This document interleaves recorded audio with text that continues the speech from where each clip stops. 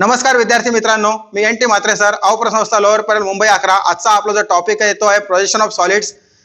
Projection of solid म्हणजे सॉलिडचे प्रक्षेप, आणि त्यामध्ये आपण आज माहिती घेणार आहोत टाइप्स ऑफ सॉलिड्सची. मागचा व्हिडिओ तुम्ही जर पाहिला असेल तर त्यामध्ये मी तुम्हाला प्रिझमची माहिती दिली होती, आणि आज मी तुम्हाला पिरॅमिडची माहिती या ठिकाणी देणार आहे. थोडक्यात पहिले सॉलिड म्हणजे काय त्याची व्याख्या पाहून घेऊ. Solid have 3 dimensions, that is length, breadth and height. म्हणजेच ज्या सॉलिडला लांबी, रुंदी आणि उंची असे 3 मापं असतात त्याला आपण म्हणणार आहोत सॉलिड. फॉर एक्झाम्पल हा ठोकळा बघा. हा ठोकळा कसा आहे, तर ही झाली याची उंची, ही झाली लांबी, आणि या साईडला बघितलं तर रुंदी. तर हा जो काही ठोकळा आहे त्याला आपण म्हणणार आहोत सॉलिड. म्हणजे सॉलिडला काय असतं, तर लांबी, रुंदी आणि उंची अशी 3 मापं असतात. त्यानंतर दिले classification of solid. Solids are classified into 2 groups. 2 प्रकार आहेत मुख्य त्याचे. एक पॉलिहायड्रन आणि दुसरा आहे तो सॉलिड्स ऑफ रेव्होल्युशन.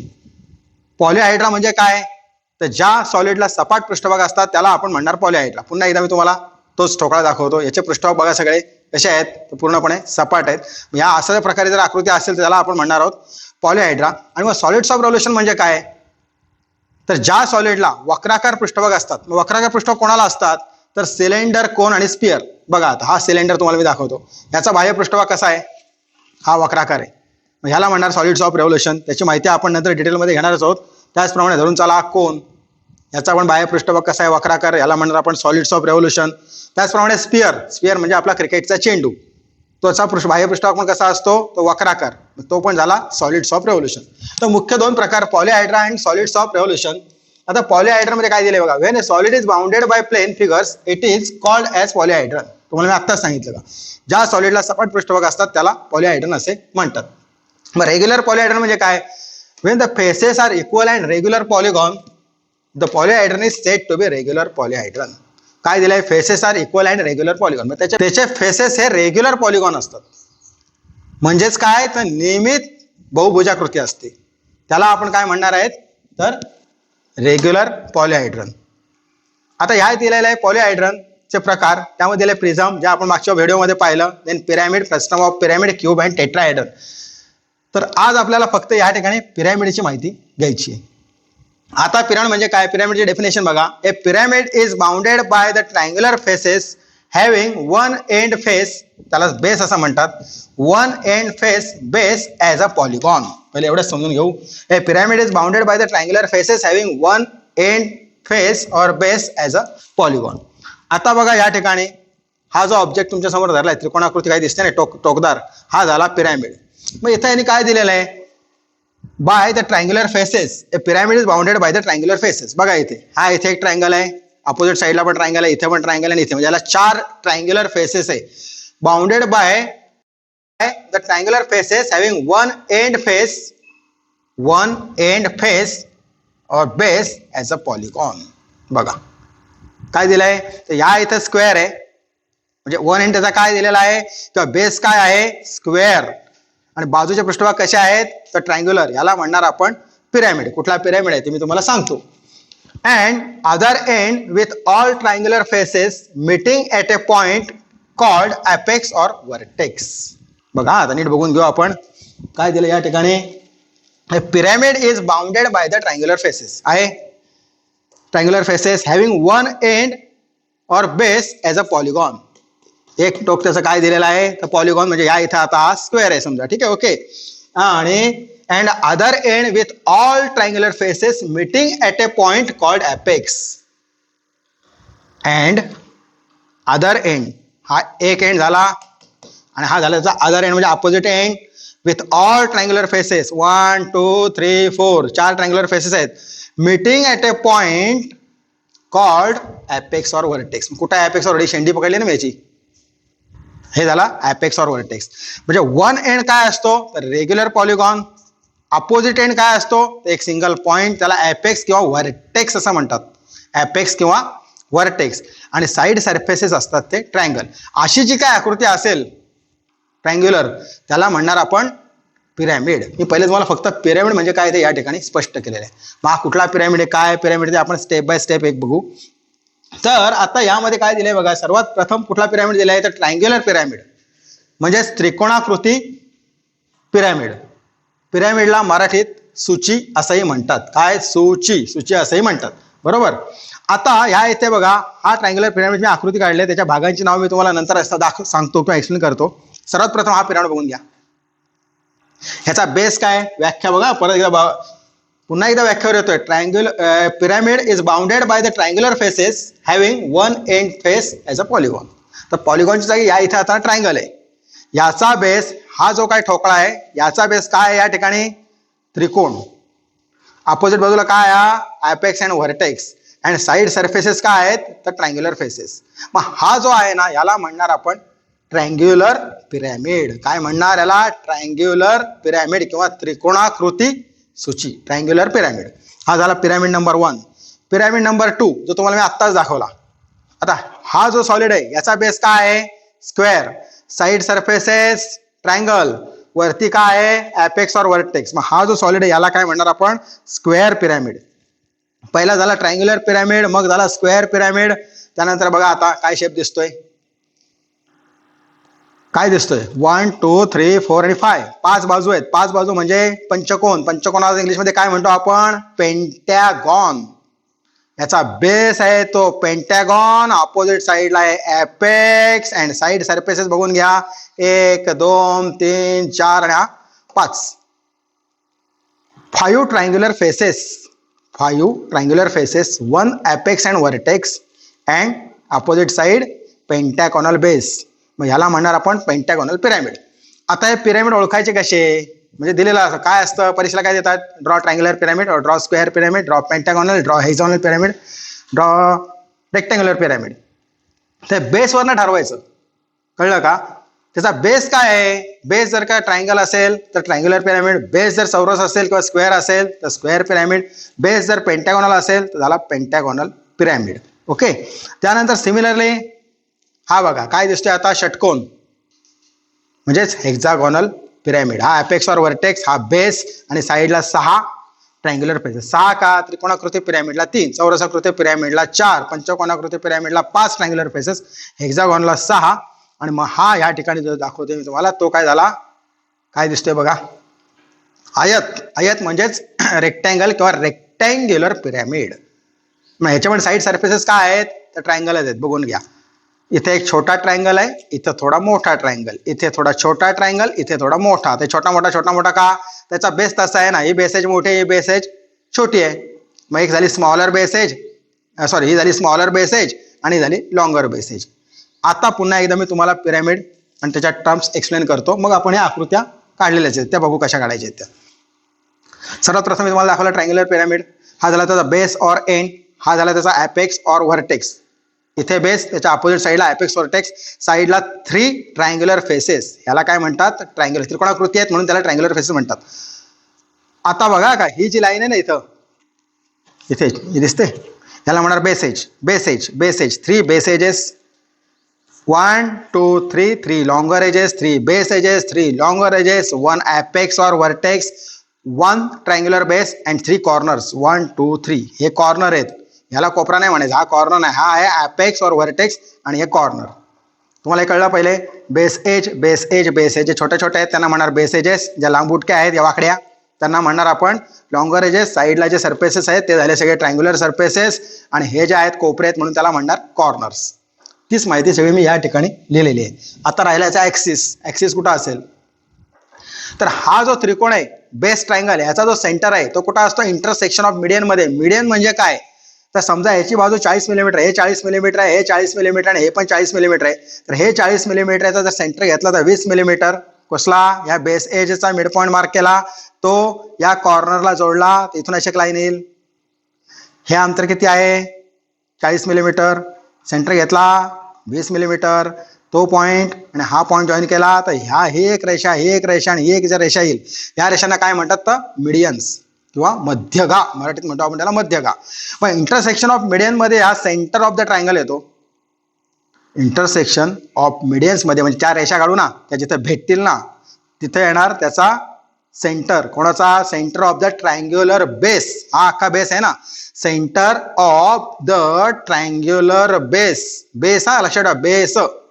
आणि तोच जो पॉइंट आहे ना तो झाला centroid of triangular base. Centroid of triangular base झालं. आता हा जो सेंटर पॉइंट आणि हा ॲपेक्स याला जॉईन करणारे जे इमॅजिनरी सेंटर लाईन असेल ना, त्याला म्हणणार आपण ॲक्सिस. ॲक्सिस म्हणजेच अक्ष. Axis of the triangular pyramid. काय? Axis of the triangular pyramid. हे इथपर्यंत लक्षात आलं. Axis of the triangular pyramid. पुन्हा एकदा सांगतो का, याचा सेंटर, ट्रायंगलचा सेंटर आणि ॲपेक्स याला जॉईन करणारे जे इमॅजिनरी सेंटर लाईन आहे किंवा जी लाईन आहे त्याला म्हणणार axis of the triangular pyramid. एक पिरॅमिड ओके झाला. आता या पिरॅमिडचा सेंटर ऑफ ग्रॅव्हिटीचा पॉईंट कुठे असतो? h/4 from the base along the axis. h/4 from the base along the axis. काय सांगितलं? h/4 from the base along the axis. 3 वेळा सांगितलं. आता समजा या पिरॅमिडची इथून इथपर्यंत उंची आहे किती? 80 मिलीमीटर. जस्ट इमॅजिन करा, इट इज 80 मिलीमीटर. बघा 80 भागिले 4 किती येणार? 20. मग तळापासून 20 मिलीमीटर अंतरावर ॲक्सिसवर, कुठं ॲक्सिस? ॲक्सिस आतमध्ये याच्या तळापासून 20 मिलीमीटर अंतरावर हा जो ट्रायंग्युलर पिरॅमिड आहे याचा काय असणार आहे? तो सीजीचा पॉईंट किंवा सेंटर ऑफ ग्रॅव्हिटीचा पॉईंट. सेंटर ऑफ ग्रॅव्हिटी काय काय परीक्षेला येतं आपल्याला, मॅथ्समध्ये येतं का सेंटर ऑफ ग्रॅव्हिटी कुठं आहे? त्याकरता मग तुम्हाला मी माहिती देतो का सॉलिड पण माहीत पडला पाहिजे आणि त्याच्या टर्म्स पण. बरोबर? इथपर्यंत कळलं. आता राहिल्याचं व्हॉल्यूम ते जरा नंतर सांगतो. पहिले एक तर कळलं. ओके. देन सेकंड वन आहे स्क्वेअर पिरॅमिड. बघा त्याचा बेस स्क्वेअर आहे म्हणून त्याला म्हणतो स्क्वेअर पिरॅमिड. हा बेस, हा apex, line joining the centre of the square base, line joining the center of the square base and apex is called axis of square pyramid. कळलं? Axis of square pyramid. ह्याचा पण centre of ग्रॅव्हिटीचा point कुठे येतो? h/4 from the base along the axis. सर्व pyramid आणि कोनला सुद्धा h/4 from the base along the axis हा सेंटर ऑफ ग्रॅव्हिटीचा पॉईंट असतो. आणि मग ह्या स्क्वेअरचा सेंटर कुठे येईल? या कोपरा आणि हा कोपरा जोडा. हा कोपरा आणि हा कोपरा जर का आपण जोडला तर या दोन रेषेच्या इंटरसेक्शन मध्ये येईल सेंटर ऑफ स्क्वेअर बेस. तर सेंटर ऑफ स्क्वेअर बेस कुठं असणार आहे? तर इथं इंटरसेक्शन ऑफ डायगोनल्स. आणि सेंट्रॉइड ऑफ द पिरॅमिड कुठे येणार? h/4 from the base along the axis. म्हणजे ॲक्सिसवर तळापासून h/4 एवढ्या अंतरावर. उंची जर याची 80 मिलीमीटर असेल तर तळापासून 20 मिलीमीटर एवढ्या अंतरावर त्याचा सेंट्रॉइडचा पॉईंट असेल. तुम्हाला हे पण कळलं. ह्याच्या टर्म्स पण त्याच आहेत same. Triangular face, triangular face, triangular face, triangular 4 triangular face, 4 corners and 4 longer edges. हा झाला आपला स्क्वेअर पिरॅमिड. पंचकोन, पेंटॅगॉनल पिरॅमिड. आता काय सांगायची आवश्यकता आहे? तरी पण पुन्हा एकदा सांगतो मी तुम्हाला का ह्याचा बेस हा पेंटॅगॉनल आहे म्हणून याला म्हणणार आपण pentagonal pyramid. Base pentagon, opposite point apex or vertex, apex or vertex, 5 longer edges, 5 triangular faces, 1 base or end, 5 base corners and 5 base edges. 1 2 3 4 and 5 ह्या सगळ्या आहेत ना, ह्या झाल्या बेस एजेस. ह्या ज्या आहेत त्या लांबुटक्या आहेत म्हणून लॉंगर एजेस. आणि मग ह्याचा पण कसा असतं? ह्याचा सेंट्रॉइडचा पॉईंट कुठे आहे? तर centre of the pentagon find करायला लागेल. मग समजा ही बाजू समजा 30 मिलीमीटर आहे, त्याचा सेंटर घेतला आपण 15 मिलीमीटर. हा पॉईंट आणि हा पॉईंट म्हणजे अपोजिट कॉर्नर जॉईन करा. सिमिलरली हे डिस्टन्स आहे धरून चाला किती 30 मिलीमीटर. सेंटर घेतला 15 मिलीमीटर. हा इथून ह्या कोपऱ्याला जोडला. त्या बेस एजच्या अपोजिट साईडला जॉईन करायचं पेन्सिलनी, इथून पेन्सिलनी. आणि मग जिथं याचा इंटरसेक्शन होईल त्या लाईनचं तो झाला सेंट्रॉइड ऑफ पेंटागॉनल बेस. आता सेंट्रॉइड म्हणजे काय असतं का? ज्या ठिकाणी बॉडीचं वेट ऍक्ट होतं किंवा geometrical centre of the geometrical figure. आता हा जर फक्त पेंटागॉन पुरता विचार केलात तर ते एक जॉमेट्रिकल फिगर आहे. मग त्या जॉमेट्रिकल फिगरचा जो सेंटर असतो ना त्यालाच आपण म्हणतो सेंट्रॉइड किंवा सेंटर ऑफ ग्रॅव्हिटीचा point, centre of gravity's point. Okay. तर आता आपलं काय करायचं? आपल्याला ऍक्सिस समजून घ्यायचा आहे. हा पेंटागॉनचा जो सेंटर आहे आणि हा जो ॲपेक्स आहे याला जॉईन करणारे जे इमॅजिनरी सेंटर लाईन असेल त्याला म्हणणार axis of pentagonal pyramid.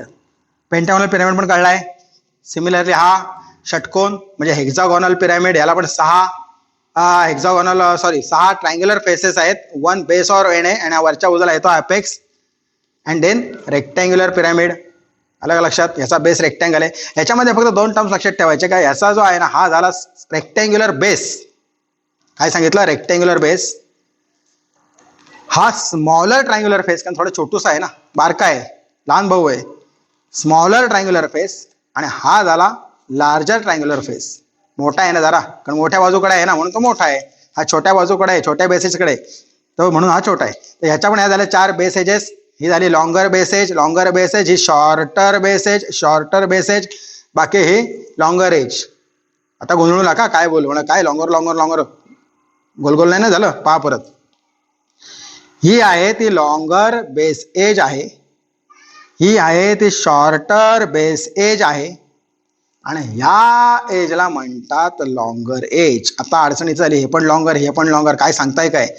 He longer base age आहे कारण ती या तळाशी संबंधित आहे आणि ही नुसती लॉंगर एज आहे.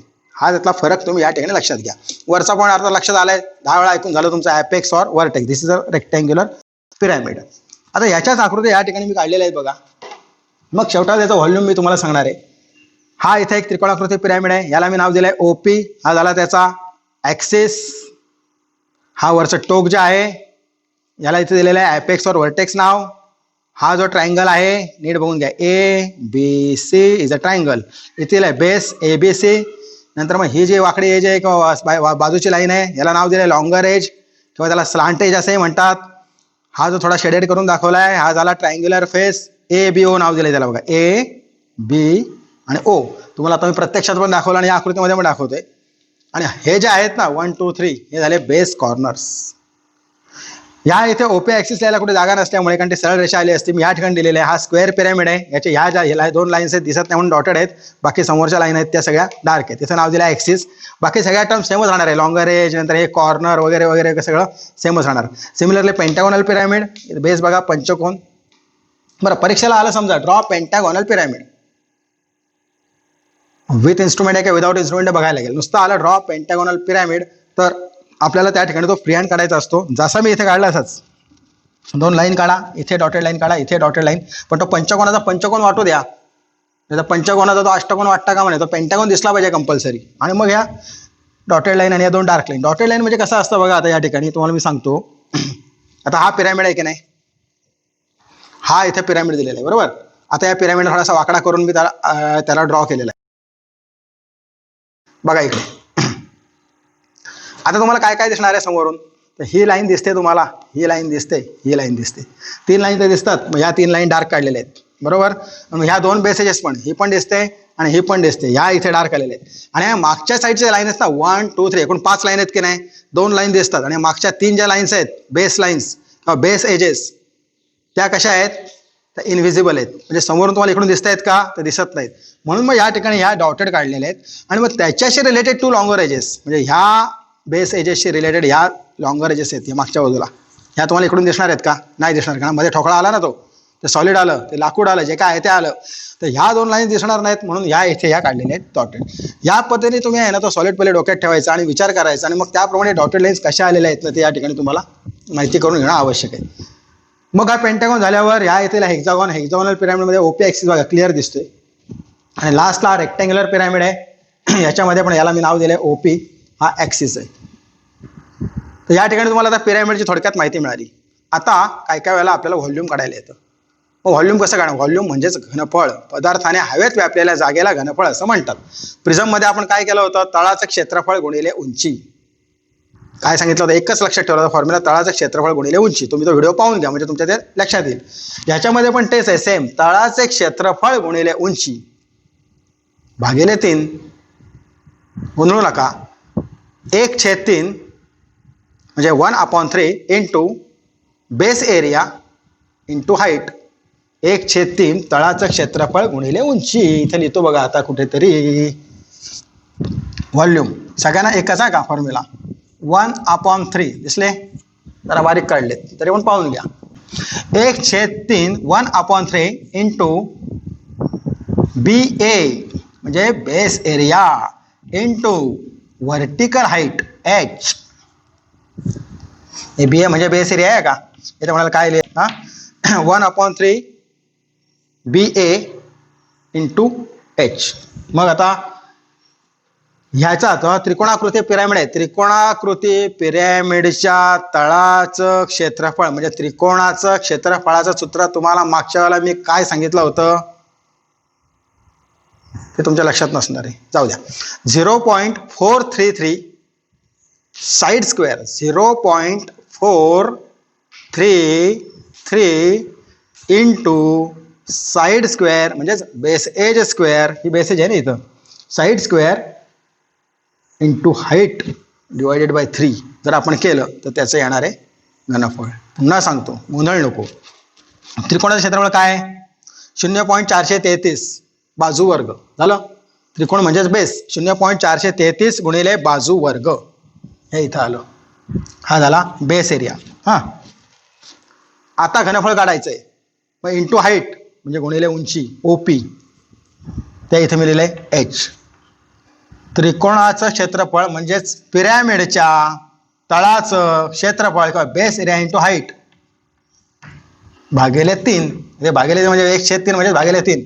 हेच मी असंही लिहू शकतो, V is equal to base area into height divided by 3. का नाही लिहू शकत? हे दोघं वर अंशस्थानी आहेत ना, दोघांचा गुणाकार केला आणि हे गेले भागाकारात.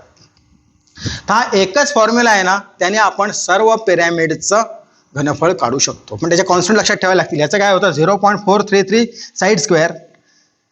स्क्वेअरचं काय आहे ते तर सोपंच आहे, बाजूचा वर्ग side square into height divided by 3. Side square काय आहे तर base area into height divided by 3. हे झालं ह्याच्या व्हॉल्यूम किंवा घनफळाचं सूत्र. Pentagonal pyramid 1.72 side square. हे कसलं आलं पंचकोनाचं, फक्त पंचकोन बोलतोय का, म्हणजे base pentagonal base 1.72 into side square. 1.72 into side square 1.72 into side square.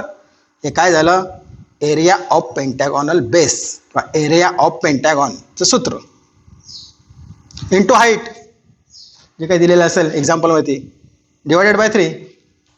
प्रत्येक वेळेला नीट लक्षात घ्या मी काय सांगतोय का बेस एरिया. मग इथं काय होता पहिला त्रिकोण म्हणून त्रिकोणाचं क्षेत्रफळ सांगितलं, इथं चौरस म्हणून चौरसाचं क्षेत्रफळ सांगितलं, इथं पंचकोन म्हणून पंचकोनाच्या क्षेत्रफळाचं सूत्र मी तुम्हाला सांगितलं 1.72 इंटू साईड स्क्वेअर. मग इथं काय येणार base area 1.72 into side square into height जे काही दिलेले असेल height of pyramid vertical height straight height OP त्याची हाईट डिवायडेड बाय 3. हा बेसिक फॉर्म्युला आहे 1/3 into base area into height किंवा base area into height divided by 3 असं हे लक्षात ठेवा. आता कॉन्स्टंट बघा, ह्याला काय होतं 0.433 बाजू वर्ग, ह्याला काय आहे 1.72. हेक्झागोनला काय आहे हेक्झागोनल पिरॅमिडचा हेक्झागोनल बेस च्या एरियाचं सूत्र काय 2.6 साईड स्क्वेअर. प्रश्न पहिले मीच विचारतो आणि उत्तर पण मीच देतो. हेक्झागोनल पिरॅमिडच्या हेक्झागोनल बेस म्हणजे तळ आहे ना, तळ त्याचा षटकोन, हेक्झागोनल बेस च्या एरियाचं सूत्र काय, म्हणजे षटकोनाच्या क्षेत्रफळाचं किंवा एरियाचं फॉर्म्युला काय आहे किंवा सूत्र काय आहे, तर तो काय आहे तर 2.6 इंटू साईड स्क्वेअर. मग ह्याचं काय येणार आहे ह्या हेक्झागोनचा 2.6 into side square into H divided by 3. बघा इथं base area into height divided by 3. आणि मग राहिला रेक्टँगल. रेक्टँगल म्हणजे आयताचे क्षेत्रफळ सूत्र काय सांगा तर लांबी गुणिले रुंदी. ते सगळ्या अख्ख्या जगाला पाठ असतं लांबी गुणिले रुंदी, आणि हे जर पाठ नसेल तर मग आपण सपाट आहोत. आलं का लक्षात? लांबी गुणिले रुंदी गुणिले उंची. लांबी गुणिले रुंदी हे काय झालं तर आयताचं क्षेत्रफळ म्हणजे तो रेक्टँग्युलर पिरॅमिड आहे त्याचा जो रेक्टँग्युलर बेस आहे त्या बेसचं सूत्र काय आलं लांबी गुणिले रुंदी. बेस एरिया लांबी गुणिले रुंदी. ओके, घनफळ काढायचंय गुणिले उंची, लांबी गुणिले रुंदी गुणिले उंची भागिले 3. परत तोच फॉर्म्युला लांबी गुणिले रुंदी हा काय झाला base area into height divided by 3. हे झालं रेक्टँग्युलर पिरॅमिडच्या घनफळाचं सूत्र. आता मी तुम्हाला जास्तीत जास्त एक्सप्लेन करण्याचा प्रयत्न केला. तुम्ही जर नीट ऐकलं शांतपणे नीट समजून घेतलं तर तुमच्या ते व्यवस्थित लक्षात राहील. तर या एकाच वेळेला तुम्हाला काय करायचं आहे का तुम्हाला ड्रॉइंग पण काढता येईल, तुम्हाला त्याचा मॅथ्समध्ये पण उपयोग होईल, तुम्ही त्याचं घनफळही काढू शकता. तुम्हाला सेंट्रॉइड म्हणजे काय ते पण मी या ठिकाणी एक्सप्लेन केलेलं आहे. पिरॅमिडचा सेंट्रॉइड कुठं असतं ते पण सांगितलेलं आहे. म्हणजेच कसं आहे का त्या सॉलिडची संपूर्ण माहिती तुम्हाला मी देण्याचा या ठिकाणी प्रयत्न केलेला आहे. तर आता तुम्हाला करायचं काय आहे ड्रॉइंगमध्ये बाकी तुम्ही हे एवढं सगळं पार्ट 5च्या 5 पिरॅमिड व्यवस्थित ड्रॉ करायचे, त्याच्यावरती हे सगळं व्यवस्थित लेटरिंगमध्ये लिहायचे. आलं का लक्षात? आणि बाकी जो मॅथमॅटिकल पार्ट आहे तो तुम्ही जस्ट मेमराईज करा, लक्षात ठेवा. नंतर जेव्हा आपला व्हॉल्यूम टॉपिक येईल किंवा सेंटर टॉपिक येईल त्यावेळेला तुम्हाला ते पुन्हा एकदा मी सांगणारच आहे. पण प्रॉब्लेम काय आहे का तुम्हाला तो सॉलिड म्हणजे काय, तो सॉलिड कसा असतो हे पहिले डोक्यात घेणं आवश्यक आहे. त्याच्या परीक्षेला दिलेला असतो पिरॅमिड तुम्ही काढता प्रिझम, परीक्षेला दिलेले असते प्रिझम तुम्ही काढता सिलेंडर, असं उलटं पालटं होता कामा नये. तर अशा प्रकारे पिरॅमिड म्हणजे काय, पिरॅमिडचं व्हॉल्यूम कसं काढतात, पिरॅमिडचा सेंट्रॉइडचा पॉईंट कुठे असतो हे मी तुम्हाला या ठिकाणी एक्सप्लेन केलेलं आहे. तर आजच्यासाठी या ठिकाणी थांबतो. धन्यवाद.